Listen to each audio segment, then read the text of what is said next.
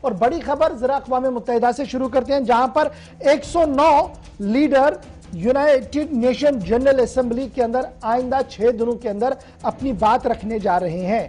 Last year इस तरीके का सेशन नहीं हुआ था, वर्चुअल सेशन सबने रिकॉर्डेड चलाया था वहां पर, लेकिन इस बार 109 लीडर जो है वो यूएनजीए असेंबली सेशन के अंदर 6 दिन के अंदर अंदर आ रहे हैं। और आज सबकी नजरें इसलिए अक़वाम मुत्तहिदा पर रहेंगी क्योंकि जो बाइडन जो अमेरिका के सदर हैं वो तकरीब का हिस्सा बन रहे हैं। और थोड़ी देर पहले खबर यह है कि सेक्रेटरी जनरल एंटोनी गुतेरेस के साथ उनकी मुलाकात हुई है, जिस दौरान अमेरिका का पूरा ताउन अक़वाम मुत्तहिदा को देने की बात कही गई है। तनज़ के तौर पर यह भी कहा गया है कि यह बाइडन है, ट्रंप नहीं है, इसलिए आलमी मामलात को जान रहा है। क्लाइमेट चेंज, कोविड और दीगर मामलात इस बार ज़ेर बहस तो आएंगे ही आएंगे, लेकिन अफगानिस्तान के मामले को लेकर भी सबकी नजरें आज की तकरीब पर जरूर रहेंगी। वजीर आज़म के हवाले यानी वजीर आज़म नरेंद्र मोदी के हवाले से भी खबर यह है कि अक़वाम मुत्तहिदा की जनरल असेंबली से वो खिताब भी करेंगे और जो बाइडन के साथ 1-to-1 मुलाकात भी होगी। बड़ी खबर से आगाज इसलिए करेंगे और इस वक्त की ताजा तरीन खबर क्या है, शेड्यूल क्या है, कितने बजे क्या कुछ होगा, ये जानने के लिए रहमत कलीम के पास सबसे पहले चलते हैं। रहमत, बहुत शुक्रिया जी ज्वाइन करने के लिए। फटाफट से जरा पहले यह समझाइएगा कि क्या कुछ प्रोग्राम है, शेड्यूल है यूएनजीए असेंबली का, जहां पर जो बाइडेन आज बात रखने जा रहे हैं और एक हफ्ते के दौरान 109 टॉप मोस्ट लीडर्स दुनिया भर की बात रखेंगे। जी देखिए, बिल्कुल 109 टॉप मोस्ट लीडर की एक ऐसी जगह से एक ऐसे वक्त में एक बड़ा बयान आने की उम्मीद है जिस पर पूरी दुनिया की निगाह है, खासतौर से कोरोना वायरस और अफगानिस्तान।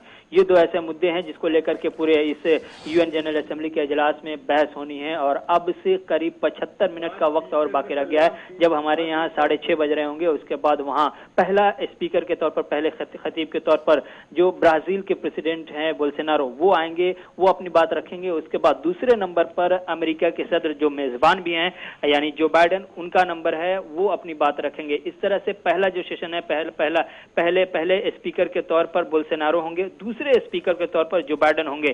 थर्ड मीट जो आज ही के दिन में होगी, पहली मीटिंग के शेड्यूल में करीब 12 से 17 के बीच में आ रहे हैं, लेकिन तीसरी मीटिंग में जाकर के लास्ट स्पीकर के लिए बाकायदा तौर पर चीन के सदर शी जिनपिंग का नाम उसमें दर्ज किया गया है, जो शेड्यूल सामने आई है।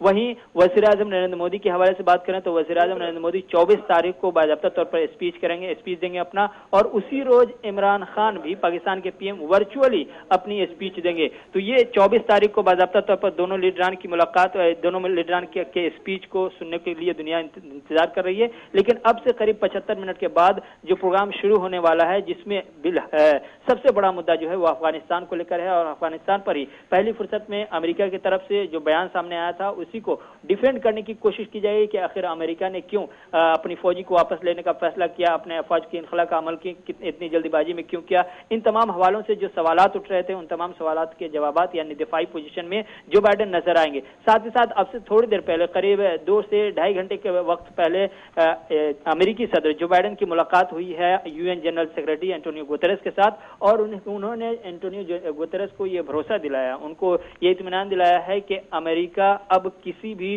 कोल्ड वार के मोड में नहीं है, या अमेरिका कोई ऐसी हरकत नहीं करने जा रहा है जिससे कोल्ड वार का इशारा मिले, जिसके तरफ इशारा पहले ही यूएन जनरल सेक्रेटरी ने कहा था कि अमेरिका और चीन के बीच ऐसी तकरार की नौबत आ रही है कि कोल्ड वार शुरू हो सकती है। उस पर भरोसा उन्हें दिलाया है कि हम ऐसी कोई कोशिश नहीं कर रहे हैं कि आलमी बिरादरी के बीच एक नए कोल्ड वार का आगाज हो। तो एक भरोसा ये दिलाया। दूसरा भरोसा ये भी दिलाया कि यूएन पर हमारा कोई दबाव नहीं होगा, यूएन पूरी तरह से खुद मुख्तार और आजाद है, अमेरिका उस पर किसी भी नहिए से अपना दावा या अपना धावा बोलने या अपने तौर पर अपने असर और रसूख का इस्तेमाल करने की कोशिश नहीं करेगा। वो पूरी तरह से मुतमईन रहकर अपने आजादाना तौर पर अपना काम कर सकता है। 2 एश्योरेंस आज की मुलाकात में दिलाई गई है। और अब से करीब 74 मिनट बाद जब मीटिंग शुरू होगी, बाकायदा तौर पर जनरल असेंबली 76वां जनरल असेंबली का इजलास शुरू होगा, उसमें देखना होगा कि अमेरिकी सदर अपने दिफा में क्या कुछ कहते हैं और तालिबान को लेकर के, अफगानिस्तान को लेकर क्या कुछ ऐलान करते हैं। लेकिन उसके बाद जो सबसे ज्यादा आज के दिन दूसरे खतीब या दूसरे स्पीकर के स्पीच का इंतजार रहेगा, वो चीन के सदर शी जिनपिंग पर रहेगा कि वो अफगानिस्तान को लेकर के क्या सोचते हैं। थर्ड जब सेशन शुरू होगा आज के दिन का, उसमें आखिरी स्पीकर के तौर पर शी जिनपिंग आएंगे और वो अपनी बात रखेंगे, बताएंगे कि अफगानिस्तान कुल मिलाकर आज का दिन इसलिए इंपॉर्टेंट हम मान रहे हैं क्योंकि 2 बड़ी ताकतें हैं आज अपना ओपिनियन सामने रख रही हैं। बहुत बहुत शुक्रिया रहमत कलीम हमारे साथ ज्वाइन करने के लिए। मेरे साथ संजीव श्रीवास्तव इंटरनेशनल एक्सपर्ट है और यूएन के खदोखाल को समझते हैं, यूएन के अंदर और बाहर जिस तरीके से डेमो सेटअप चल रहे हैं और जिस तरीके से सियासत होती है उसको बड़े अच्छे से गहराई से समझते हैं और काफ़ी बेबाक अंदाज में जवाब भी देते हैं। बहुत शुक्रिया सर संजीव जी ज्वाइन करने के लिए। बड़ा इंपॉर्टेंट है सर, ज़रा प्रोटोकॉल की सबसे पहले बात करें, क्योंकि जब मैं प्रोटोकॉल को देखता हूं तो ब्राज़ील, मैंने एक हो सकता है आप मुझे करेक्ट भी कीजिएगा, ब्राजील हमेशा फर्स्ट लाइन पर है, यानी जिस दिन भी आप सेशन को ऑन करेंगे तो ब्राजील आपके सामने खड़ा होता है जी, सबसे पहले ब्राजील नहीं बोलना है। और मिड ऑफ द 1950 के बाद यह देखा गया कि यूएन के जब भी इंपॉर्टेंट सेशंस हो तो ब्राजील सामने। क्या ये सेट प्रोटोकॉल है कि सिर्फ ब्राजील नहीं पहले बोलना है या ओपनिंग सेशन में कोई भी बोल सकता है? देखिए गौर साहब, ये जो प्रोटोकॉल्स होते हैं ये एक अल्फाबेटिकल ऑर्डर के आधार पे ही चलते हैं। और ये जो वर्तमान समय में ब्राजील के राष्ट्रपति को ये जो मौका दिया गया है वो यूएन के जो स्थापित जो प्रोटोकॉल है, जो उनका एक अल्फाबेटिकल ऑर्डर होता है, उसके आधार पे ही वो चलते हैं। तो वर्तमान समय में जो ब्राजील के राष्ट्रपति हैं उनको जो अभी मौका दिया गया है, ये जो मौका है वो जाहिर है कि जो यूएन के जो स्थापित प्रोटोकॉल के तहत ही उन्हें दिया गया है, जो कि एक अल्फाबेटिकल ऑर्डर को फॉलो करता है। और यही कारण है कि जो वर्तमान समय में ब्राजील के राष्ट्रपति इसमें संबोधन करने जा रहे हैं।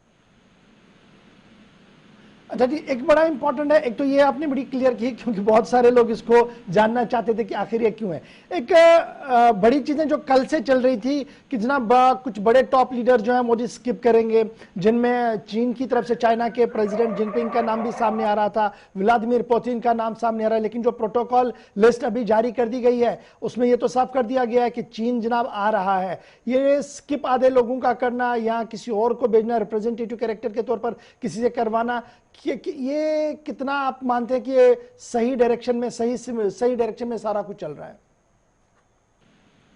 देखिए, ये जो बैठक है गौर साहब, ये बहुत ही महत्वपूर्ण बैठक है और इसमें कोरोना के बाद ये जो फिजिकल अपीयरेंस लीडर्स कर रहे हैं इसका एक अपना महत्व है।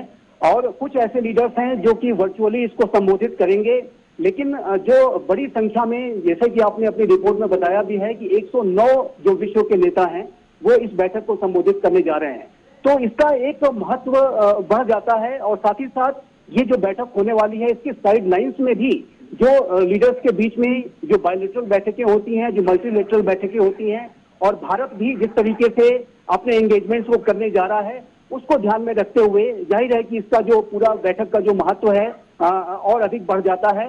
और फिजिकल फॉर्म में ये की जाने वाली पहली बैठक है कोरोना काल के बाद, तो जाहिर है कि ये इसका जो महत्व है पूरे विश्व के लिए बहुत है। और अफगानिस्तान में जो स्थितियां पैदा हुई, जो वातावरण परिवर्तन का जो संकट है उसको ध्यान में रखते हुए जो मल्टीलैटरलिज्म है उसकी बात को राष्ट्रपति बाइडेन भी आगे बढ़ाएंगे, विश्व के जो अन्य लोकतांत्रिक राष्ट्रों के नेता भी इसको आगे बढ़ाएंगे। और एक जो रूल्स बेस्ड ऑर्डर को स्थापित करने की जो बात कही जाती है उसको ध्यान में रखते हुए भी ये जो संबोधन होंगे जो विश्व के नेताओं के, और विशेष रूप से जो विश्व के जो जिम्मेदार लोकतांत्रिक राष्ट्रों के नेताओं के, वो अति महत्वपूर्ण हो जाते हैं। संजय जी, बड़ा इंपॉर्टेंट है आज। जब मैं सबसे पहले अमेरिका की बात करूं, जो बाइडेन ने थोड़ी देर में अभी आना है, पोडियम पर खड़े होकर वो अपनी बात रखेंगे, लेकिन जब अमेरिका के पॉइंट ऑफ व्यू से मैं आज के दिन को देख रहा हूं तो इस जनरल असेंबली को एक टेस्ट माना जा रहा है जो बाइडेन के लिए। मैंने आज बड़े यूएस से छपने वाले अखबारों को देखा, सब ने इस शब्द का इस्तेमाल किया है, it's a big test for Joe Biden. ये किस एंगल से इसको हम देखें, क्या कुछ वहां की इंटेलिजेंसिया सोच रही है इस पूरे हवाले से? देखिए, ये जो संबोधन राष्ट्रपति बाइडेन करने जा रहे हैं ये न सिर्फ उनके स्वयं के प्रेसिडेंसी के लिए, बल्कि जो अमेरिका के ऊपर, उसकी लीडरशिप के ऊपर जो सवालिया निशान खड़े किए जा रहे हैं, खासकर जो अफगानिस्तान में जिस तरीके से अमेरिका ने विड्रॉल किया है और वो जो विड्रॉल की प्रक्रिया में जो खामियां रही हैं उसको लेकर के जो राष्ट्रपति बाइडेन के ऊपर जो सवालिया निशान जो लगे हैं उसको ध्यान में रखते हुए उनका संबोधन बहुत ही महत्वपूर्ण हो जाता है। और राष्ट्रपति बाइडेन अपने इस संबोधन के माध्यम से पूरे अंतर्राष्ट्रीय समुदाय को के सामने अपना पक्ष रखने की कोशिश करेंगे कि आखिर उन्होंने ये जो विड्रॉल को करने के पीछे उनकी क्या सोच थी। और जाहिर है कि जो विश्व के जो अन्य राष्ट्रों के माध्यम से जिस तरीके से इंटरनेशनल रूल्स बेस्ड सिस्टम को जो खतरा पैदा किया जा रहा है, विशेष रूप से जो चाइना का विस्तारवाद और चाइना का आधिपत्यवाद है, रशिया की जो अति महत्वाकांक्षा है, जो वातावरण परिवर्तन का जो संकट है, और जाहिर है कि ये जो आतंकवाद का जो खतरा वो तो बढ़ा ही है। तो इन सारे विषयों पर राष्ट्रपति बाइडेन अपने पक्ष को रख करके अपनी जो पूरी लीडरशिप को जस्टिफाई करने की कोशिश करेंगे। तो ये उनके लिए भी बहुत ही महत्वपूर्ण हो जाता है। उनके राष्ट्रपतित्व कार्यकाल का उनका ये पहला विश्व जनमत को संबोधन होगा और यूनाइटेड नेशंस के मंच से वो पहली बार संबोधित करेंगे। तो पूरी दुनिया की निगाहें उनके ऊपर होंगी और जाहिर है कि राष्ट्रपति बाइडेन इस पूरे मौके के माध्यम से अपनी नीतियों को और अधिक स्पष्ट करने की कोशिश करेंगे। अमेरिका से भारत की ओर आते हैं। अब भारत का अपना एक स्टैंड है पूरे मामले को लेकर। फिर प्राइम मिनिस्टर साहब का विजिट यूएस और फिर यूएन के अंदर बात करना, जो बाइडेन से मीटिंग करना, कमला हैरिस से मीटिंग करना और फिर टॉप 50 लोगों से मुलाकात वहां पर करना और फिर आके बड़े मंच पर बात भी करना। ये जो प्रोटोकॉल सेट किया गया है प्राइम मिनिस्टर साहब का, इसे आप कैसे देख रहे हैं? और अमेरिका और भारत के रिश्ते जो बन रहे हैं कितना बेहतर है जब हमारे सामने चाइना एक तरफ से है, अफगानिस्तान एक तरफ से है? देखिए गौर साहब, ये भारत के प्रधानमंत्री श्री नरेंद्र मोदी की अमेरिका की यात्रा बेहद महत्वपूर्ण है और ये यात्रा अफगानिस्तान के संदर्भ में भी जो आतंकवाद का जो खतरा बढ़ा है पूरे साउथ एशिया में, पूरे विश्व में, उसको लेकर के बेहद महत्वपूर्ण हो जाती है। जैसा कि अभी अमेरिका के विदेश मंत्री एंटोनी ब्लिंकन ने अभी हाल में ही अपनी एक कांग्रेसनल जो है एक मीटिंग को संबोधित करते हुए इस बात को स्पष्ट रूप से कहा था कि अफगानिस्तान में जो आतंकवाद की चुनौतियां बढ़ी हैं उसको ध्यान में रखते हुए भारत और America over the horizon operations को लेकर के गहरे तरीके से एक दूसरे के साथ संपर्क में है। और वर्तमान समय में ये जो प्रधानमंत्री श्री नरेंद्र मोदी के साथ जो डेलीगेशन जा रहा है उसमें भारत के राष्ट्रीय सुरक्षा सलाहकार श्री अजीत डोवाल भी हैं और सुरक्षा संबंधी जो विषय हैं वो निसंदेह इसकी एक प्रमुख सेगमेंट होगा। और विशेष रूप से जो भारत और अमेरिका का जो काउंटर टेररिज्म कोऑपरेशन है उसके ऊपर एक विशेष बल दिया जाएगा। बहुत संभव है कि भारत और अमेरिका अफगानिस्तान के चैलेंजेस को ध्यान में रखते हुए हाल के समय में अपने काउंटर टेररिज्म कोलैबोरेशन को और अधिक गहरा करने की कोशिश कर सकते हैं। और जो राष्ट्रपति बाइडेन के साथ जो संवाद होने जा रहा है उसमें काउंटर टेररिज्म एक प्रमुख फोकस होगा। हालांकि जो अन्य जो मुद्दे हैं, जैसे कि आप जानते हैं कि भारत और अमेरिका की जो स्ट्रेटेजिक पार्टनरशिप है इसे कंप्रेहेंसिव ग्लोबल स्ट्रेटेजिक पार्टनरशिप कहा जाता है, जिसमें कि विश्व के जो सभी महत्वपूर्ण मुद्दे लगभग आ जाते हैं। तो अन्य मुद्दों पर भी निसंदेह बात होगी और ये भारत और अमेरिका के जो स्ट्रेटेजिक पार्टनरशिप है उसको गहरा करने की दिशा में एक बहुत ही महत्वपूर्ण माइलस्टोन साबित होगा। लेकिन साथ ही साथ जो काउंटर टेररिज्म का भारत और अमेरिका का कोलैबोरेशन है वो और अधिक गहरा हो सकता है। और आज समय की आवश्यकता है कि भारत और अमेरिका अपने काउंटर टेररिज्म कोलैबोरेशन को अफगानिस्तान और तालिबान के शासन के दौरान जो आने वाली चुनौतियां हैं उसको ध्यान में रखते हुए और अधिक सशक्त करें। अच्छा, बीच में एक काउंटर बड़ा इंपॉर्टेंट है जी, जो आपसे जानना चाहेंगे। बीच में हमने देखा था कि यूएस का यह मानना था कि देखिए अगर हमने अफगानिस्तान के ऊपर एयर स्ट्राइक करना पड़ा या अफगानिस्तान को लेकर कोई बड़ा डिसीजन लेना पड़ा तो भारत के साथ इन कोलैबोरेशन में बड़ी चीजें जी हो सकती है।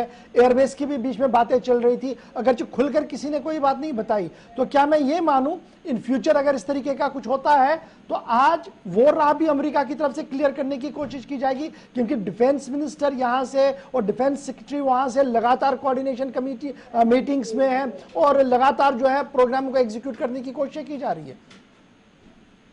जी, एक बात देखिए बिल्कुल स्पष्ट है गौहर साहब कि आने वाले समय में यदि आतंकवाद संबंधी कोई चुनौती भारत, अमेरिका या विश्व के जो अन्य जिम्मेदार लोकतांत्रिक राष्ट्र हैं उनके ऊपर आती है तो निसंदेह ये जो अंतर्राष्ट्रीय समुदाय है और विशेष तौर पे जो विश्व का जिम्मेदार लोकतांत्रिक समाज है वो आज इस बात पे गंभीरता से विचार कर रहा है कि एक संयुक्त रिस्पांस कैसे किया जाए।